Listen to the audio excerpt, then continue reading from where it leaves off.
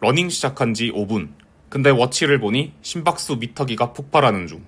분명 천천히 여유롭게 뛰고 있고 숨이 찬 것도 아닌데 워치 보면 심박수는 170, 180. 이거 저만 그런가요? 유튜브 보면 고수분들은 5분에서 6분대 페이스로도 안정된 심박수로 뛰면서 여유롭게 대화하면서 유튜브 촬영도 하고 그러시는데 나는 왜 7분에서 8분 정도의 페이스인데도 심박수가 왜 이렇게 높은 걸까요? 안녕하세요. 퇴근하고 달리는 러닝 초보 김대리입니다. 저번 영상에서 존투 러닝의 효과와 존투 러닝에 해당하는 심박수 구간대를 찾는 방법을 알려드렸잖아요. 그리고 나서 제가 이때까지 뛰었던 기록을 쭉 보니 충격적이게도 존투 러닝에 해당하는 러닝은 하나도 없더라고요. 대부분 존 3, 4 정도의 구간에 속해 있었어요. 그래서 이번에 제가 직접 존투 구간대로 뛰어봤거든요. 근데 이게 심박수가 제 생각보다 훨씬 빨리 올라가는 거 있죠. 110에서 130 정도의 구간을 유지해야 하는데 분명 옆 사람 걷는 속도랑 거의 비슷한 수준으로 1km당 12분, 13분 페이스로 뛰어도 존투 구간을 넘어가더라고요. 저만 심박수가 빠른가 싶어서 찾아보니 저뿐만 아니라 많은 분들이 고민하시는 문제인 것 같았어요. 그래서 오늘은 러닝 초보의 심박수가 높은 이유와 극복 방법에 대해서 제가 공부한 것들을 알려드리려고 하는데요.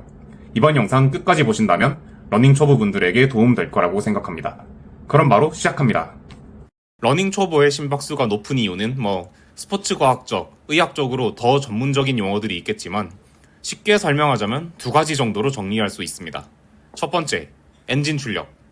러닝 초보의 심장은 엔진 출력이 낮은 100이랑 1000cc짜리 경차에 가깝습니다.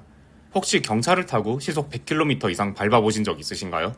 똑같이 100km의 속도를 내더라도 3000cc 이상 고급 승용차와 비교했을 때 상대적으로 출력이 낮은 경차는 RPM이 더 높게 올라가고 차 소리도 마치 엔진이 터질 듯 크게 납니다.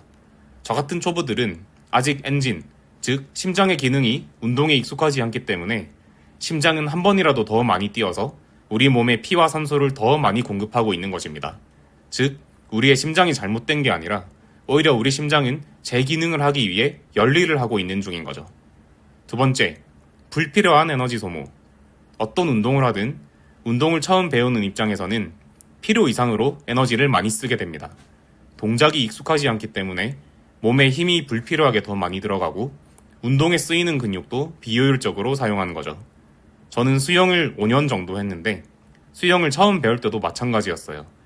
처음 수영을 배울 때는 심장과 몸이 수영이라는 운동에 익숙하지 않으니 몸에 힘도 많이 들어가고 호흡도 비효율적으로 하니까 25m짜리 레인을 절반만 가도 힘들어서 쉬곤 했거든요. 근데 수영을 계속 하다 보니 몸에 힘이 빠지고 호흡도 효율적으로 하게 되니까 어느 순간부터는 10바퀴든 20바퀴든 편하게 수영할 수 있더라고요. 러닝이라는 운동도 동일하다고 생각합니다. 러닝을 계속하고 몸이 익숙해질수록 자연스럽게 몸에 힘은 빠지고 호흡도 효율적으로 하게 되고 어느 순간부터는 10km, 20km를 뛰어도 안정된 심박수를 갖게 될 거라고 생각합니다.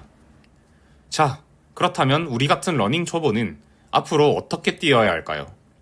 첫 번째, 심박수 구간에 너무 연연하지 않고 러닝 마일리지 계속 쌓기. 러닝 초보들에게는 러닝과 더 친해지는 시간이 필요하다고 생각합니다. 저도 이번에 존투 구간 유지를 위해서 곳곳 뛰고를 반복하다 보니까 러닝이 재미가 없었고 만약 제가 이런 러닝을 계속하게 되면 재미가 없어서 앞으로 러닝을 안 나가게 될 것 같은 느낌이었어요. 그리고 달리고 났을 때 개운하고 시원한 느낌은 없었고 이게 운동이 맞는지 찝찝한 느낌이 들었어요. 그래서 러닝 초보에게는 10km든 20km든 뛸 수 있는 데까지 재밌게 뛰면서 기초 체력도 쌓고 러닝에 재미도 붙여서 절대적으로 뛰는 시간과 거리를 늘리는 게 첫 번째 목표라고 생각합니다. 저 같은 경우는 갤럭시 워치의 러닝 코치를 따라하고 있는데 처음엔 2km 뛰는 것도 힘들었거든요. 근데 러닝 코치를 따라 계속 마일리지를 쌓다 보니 지금은 6km 뛰어도 체력이 남더라고요. 러닝 초보에게는 심박수 때문에 워치 눈치 보면서 재미없게 달리기보다는 적당히 속도감 있게 뛰면서 일단 러닝에 재미를 붙이고 러닝을 지속하는 게 우선순위라고 생각합니다. 두 번째, 러닝 엔진 구축하기. 존투 러닝은 원래 러닝 고수일수록 효과가 큰 훈련 방법이라고 합니다.